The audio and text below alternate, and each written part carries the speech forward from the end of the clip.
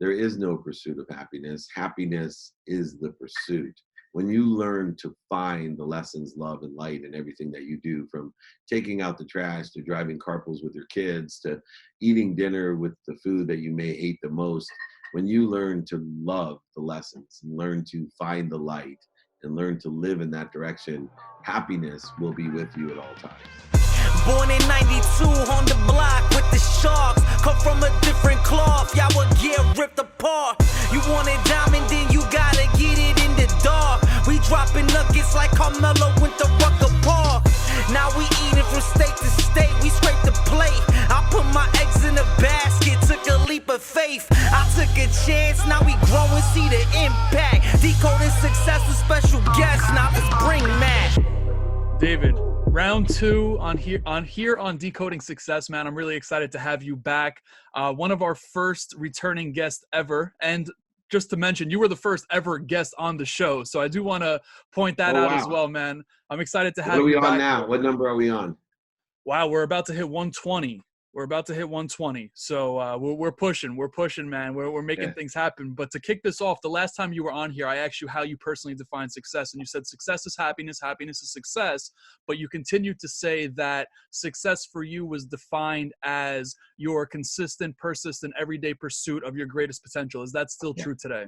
Yeah, and enjoying it, right? So it's enjoying the consistent, persistent pursuit of your potential. Absolutely is the key to that fulfillment, passion, purpose, and believe it or not, profitability. Okay, I love that. So let me ask you this. Does that ever end, right? Of course, I mean, listen, knock on wood. I don't want any of us going out tomorrow. I mean, I want everyone to live a long life, right? Aside from death, does that pursuit ever end? No, I don't even think it ends after death. I think the simple choice of death to me is, I don't know the truth. So I get confronted with two truths. One, you die and that's it, or you die and you get to continue on. So I take the more positive perspective, not scientifically proven, not proven anywhere, but I just do it out of positively proven. So I take the perspective that I will consistently, persistently enjoy the pursuit of my potential throughout time. Right. Now, where does the happiness come about, though? That's something I struggle with, right? Where does the happiness come about? Because if you're consistently pursuing this greater potential, is it when you hit micro goals or milestones or something of that nature? No, it's learning to love, to find the light, love, and lessons in everything that you do. In other words, my good friend, Chris Gardner, he created the movie Pursuit of Happiness. I always tell him there is no pursuit of happiness. Happiness is the pursuit. When you learn to find the lessons, love, and light in everything that you do, from taking out the trash to driving carpools with your kids to eating dinner with the food that you may hate the most, when you learn to love the lessons and learn to find the light and learn to live in that direction, happiness will be with you at all times. How did you get yourself into that mindset, though, right? It's easier said than done for sure. So I'm curious. Oh, please. Yeah, no, and I think that's a probably very powerful point, especially because, I'm on a mission to help people be happy. Time I want to empower with happiness. It's a practice. And you can't just go to someone that's depressed or suicidal and say, hey, look at the glasses half full, man. Right. That ain't working. That ain't working. It's like, hey, come with me on a journey. Let me teach you to practice finding the light, the love, and the lessons and everything. Come with me and let me teach you to love what you do, to learn to love what you do. Let me teach you to enjoy every single day, pursuing consistently and persistently what you want and the potential of what you want. And that potential is not only within the context of your conscious, meaning your potential is dictated by what you think, say, and do, but it's also, it's capped by your belief system, which is your subconscious and unconscious. So we have to look at your 40,000 of the same subconscious thoughts that you're accessing while you're sleeping and daydreaming. But even more importantly, everyone's born with DNA. We can activate and deactivate that DNA through the epigenetic layer of the DNA. That DNA, I believe, is the source of your beacon. It's the source of your signal, the power of your signal, the spectrum of your signal, the clarity of your frequency. Everyone's born with different quantum potential. So my potential as a basketball player is different than LeBron James. LeBron James' potential as a salesperson is different than David Meltzer's. We have different quantum potentials, we each can enjoy the pursuit of those. There's plenty of people that have the same quantum memory or quantum capability in basketball that I have, that really enjoy that pursuit through their whole lifetime. They play in the Jewish Center Biddy basketball leagues, and then they go on and they're sitting on the bench in high school, and then they play in the intramural leagues in college, and then they go back to the Jewish Center men's league for the rest of their life, 30 league, 40 league, 50, and the over 60 league. But guess what? They've enjoyed the consistent, persistent pursuit of their potential playing basketball, and they're happy, even though they couldn't even hold a candle to LeBron James. Right. I love that. And I definitely appreciate you breaking that down. Now, David, I know you do a ton of these. What's a question you wish more people would ask you? I think the question that I wish people would ask really would be on the pragmatic side of time. I think people aren't asking me, how do you fit all of this stuff time-wise in? And, I'm starting to do some time hacks, hashtag time hack. I'm teaching people, how systems are created, because look, it's one thing to live 90 years, but what if you live those years more productive, more accessible, right, and more graciously? Those 90 years have an extended or bent amount of time. When we can consider how to utilize time and understand that time backwards and forwards is infinity, and that I really spend a lot of my focus on utilizing time and with a lens, I call it the Meltzer kaleidoscope. Number one, I view time with a lens of productivity. How much value can I provide with my time? Two, a lens of accessibility. How accessible am I to, be the first one in the 120th one on your podcast? Also, how am I accessing what I want so that I can give it to others and be more powerful? And then finally, that lesson that we were just talking about, how can I live my life with a lens of gratitude? Meaning I find the light, the love, the lessons in everything that I do, from driving to work to taking out the trash to, closing a multi-million-dollar deal. They all have light, lessons, and love within them. Right. So share the powerful hacks that you have going on. You mentioned these time hacks. What are they? Give us a few. Yeah. So for me, I travel a lot. So one, never check your luggage. All right. You're better off just really. Go to H&M and buy stuff if you have to, but do not check luggage. Another thing is find a place. This is a huge time hack. Find a place for everything. 80 hours a year. Listen to me, everybody. 80 hours a year on average is wasted for people looking for shit. So put your shit where you know it is consistently. My wallet goes to the same place. My keys go to the same place. When I get to a hotel room, I make my bed so that everything has its place, because more extraordinary than looking for things in your home, people in a hotel room lose things more frequently, which cost even more hours if you travel. But imagine how much productivity, accessibility, and gratitude you could have if you're picking up an extra 80 hours a year. That's 10 full days of productivity in the normal course of the 9-to-5 working Joe. Let's get smart, put the things where they are. Three, last hack for you, and there's plenty more, but efficiencies. I create systems for everything. And so when I'm looking at things, I start by saying, what do I do every minute? Then what do I do every hour? What do I do every day, every week, every month, and every year? And I'm constantly looking for systems to brush my teeth, floss my teeth, and take my swig of Listerine. Constantly looking at a system on how to take a shower.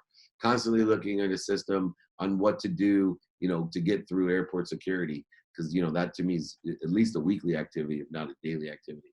Right. But if you break it down what you do most frequently and create systems, the cool thing is, remember, every 4 minutes you can save a day. Every 4 minutes you save a day is 2 hours, right? 2 hours a month. That's 24 hours a year. That's 3 full days of productivity. I'm giving people more days of their life. Time is irrelevant. Your age is irrelevant. It's what you're doing with the lens, the Meltzer kaleidoscope, the lens of productivity, accessibility, and gratitude that will determine how consistent, persistent you pursue that potential, how much you can have passionately, purposefully, and profitably in your life. That's huge. So are you planning your days out in advance? Are you breaking it down by hour, half hour, etc.? Yeah, so I have 2 routines. One is my normal routine and one's my adaptable routine. They're all broken down by a student of the calendar. So I'm planning 3 sections of my calendar. I'm studying it a minimum of 10 minutes a day, twice a day. I'm studying my calendar. I'm paying attention to what I'm going to put intention to get the coincidences that I want. And so what I do is I study what I do and have planned in person, on the phone, via email and media, radio, print, and TV, and social media. I study what I don't have planned, what I call the white space of my calendar. And I study that for productivity, accessibility, and gratitude. And then I study sleep every single day. That is my routine calendar, my daily calendar. Now, if I am in an adaptable routine because I'm traveling to India, or, you know, I have in-laws in town, or whatever it may be, then I'm utilizing my values and once again studying my calendar, and to utilize minimums amount by value, meaning the first thing that I schedule when I have an adaptable routine is my health. I can't give what I don't have. If I don't take care of my health, I can't take care of others. So I spend a minimum of 1 hour a day on my health scheduled, then a minimum of 30 minutes a day with my wife, 30 minutes with my 9-year-old, 2 minutes with my teenage daughters, 1 minute with my mom to tell her that I am happy, healthy, appreciate, and love her. Then I spend a minimum of 10 minutes a day studying my calendar to get the most productivity, accessibility, and gratitude out of my day. When I have an adaptable routine, meaning I'm not sleeping in my own bed, I can't wake up at 4 a.m., meditate for 20, get to the gym for an hour, do everything by schedule. I also create time hack rules like 5 minutes for phone calls. My objective is always to keep every phone call to 5 minutes. After 5 minutes, I'm just visiting. If I want to visit with you, I will schedule time to visit. That's more than 5 minutes. 20 minutes for meetings and interviews. So I schedule my objective once again, like this interview, right? 20 minutes. Anything after that's just visiting. I want to get to the points. I want to provide value. I want to help people, but I try to keep it as narrow and as focused, talk as quickly as I can. So hopefully people go back and listen to this. Right. And listen, David, before going any further, I have to say, God bless. You have a ride or die with your wife. If she only needs 30 minutes of your time, I mean, minimum. Okay. Day. Minimum. Okay. Every day, minimum. So remember, 2 minutes a day is worth more than 2 hours on a weekend.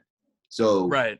My relationships have improved exponentially because I used to, you know, spend 5 hours on a Saturday with my wife and then get nagged on the entire week because I didn't prioritize my time. Now, minimum 30 minutes a day, every single day, no matter where I am in the world, is spent with my wife and my 9-year-old son.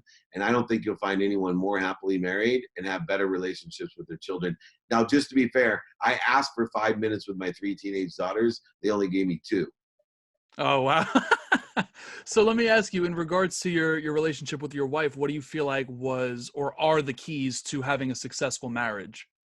So communication, right? So the number one key to having a successful marriage is loving yourself. Okay. Right? The people that learn to love you can love other people. You can't give what you don't have. So instead of my lack of worth, my projection of insecurities, all the different things, the more that I learn to love me and take care of myself, the better my relationship was with my wife. And then the consistent amount of time paying attention to and giving intention to the coincidences that I want in my marriage truly helped. And so I find the light, the love, and the lessons. Look, my wife is not perfect, but she's perfect for me. And I take a different perspective. I'll give you a quick example. Driving, I used to drive home from Newport Beach to San Diego. And Lee Steinberg, who hired me to be the CEO, told me, look, you can leave early every day. But invariably, he would hold me late, right? And I was too nervous to tell him, hey, you promised that I'd have time with my family. So what would happen is I drive home late, and in my mind, I'd be saying, oh shit, I'm in trouble. My wife's gonna be pissed. And guess what I got? Exactly what I was putting out there.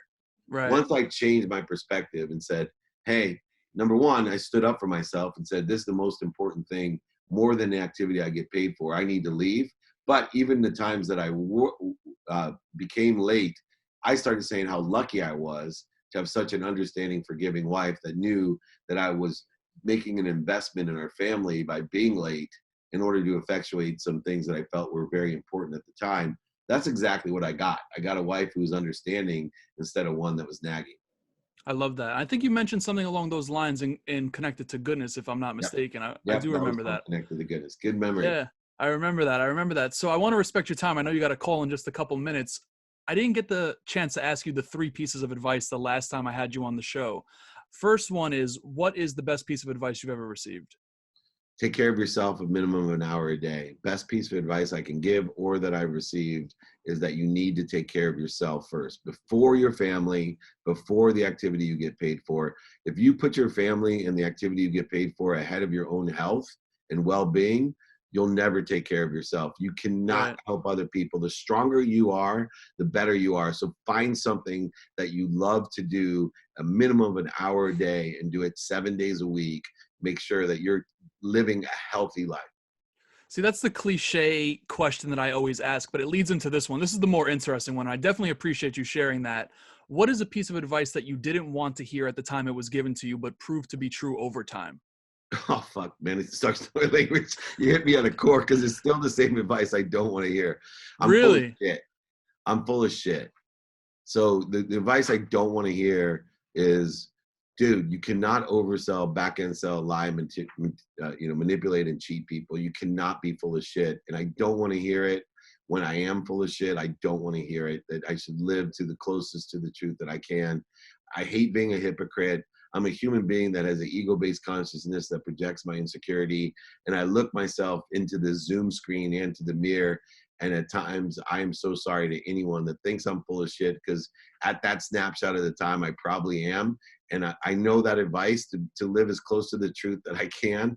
I am trying, and I hope that you can face that question yourself, because I know that if as much effort that I put into being truthful now in my life and being honest and living to my higher self, I got a long way to go, but I think other people do too. I'm in the big group of people that make mistakes, but I don't want to hear that advice. And I definitely, man, I wish I would have listened or been on that explorative journey of trying to find the truth and try to be as truthful as possible, because I apologize, everyone. I really am here to help, but sometimes I'm just plain full of shit. Right. I respect it. I respect it. And I appreciate the transparency. Now, David, last question for you. If you only had the ability to give one piece of advice, universal piece of advice for the rest of your life, and listen, you're putting out content, you're here on the show, you're doing a whole bunch of things, you're on stages across the globe. If you could only give one piece of universal advice the rest of your life, what would you tell people? Wow. It would be to enjoy the consistent, persistent pursuit of your potential. You know, really find the love, the lessons, and the light. That's how you enjoy that consistency, and try just to be more consistent in it. So it is a more aggregated piece of advice. But if I am positive, if you make it a practice, you know, a practice means something that you're going to get better at, to enjoy the consistent, persistent pursuit of your potential. If you make a practice of finding the light, the love, and the lessons in everything that you do, you will impact a ton of people, to be happy. In the end, you know, it's a simple journey we're on. You want to enjoy it. Certainly. You know, and I think in order to enjoy it, you got to learn as much as you can. You know, I was going to say one of my favorite Wayne Dyer piece of advice is rule number 6. I think he took it from the Xanders, but rule number 6 is, and it goes along with my enjoying the consistent, persistent pursuit of your potential. Rule number 6, don't take yourself so seriously. That's huge. That's huge, man. I need to hear that often. I really do. I really do. But Dave, I appreciate you hopping on here. I want to make sure that we're respecting your time. We're going to have all your social links, all that good stuff in the show notes of this episode. But what do you have going on maybe that I don't know about that you want to share? You know, one of the things I have going on, and you can put it in the show notes, would be great, is I'm trying to see not what I say, but what people hear. I'm trying to figure out what really impacts people. Of all, you know, I never know what we say or what we do within this context of this interview that's impacting someone. So if people will text me what impacts them the most, it's the most valuable thing that I can have. So it's easy to find me at David Meltzer, and, you know, search David Meltzer, website D Meltzer. But if you can text me at 949-298-2905, what impacts you the most, it'll gear me in on, like you said, all those things that I am doing to help people, what exactly is resonating and what people really need or want to hear. I love that. Most definitely will have your number in the show notes of this episode as well. Dave, I just want to say thank you, express my gratitude again for you hopping on here. Appreciate it, man. All right, man. Well, I look forward to being number 200 as well. Have me back. There we go. We most definitely will. All right, man. Congratulations. Thank you, Dave. Thank Appreciate it. Have a good one. You too. Born in 92 on the block with the Sharks. Come from a different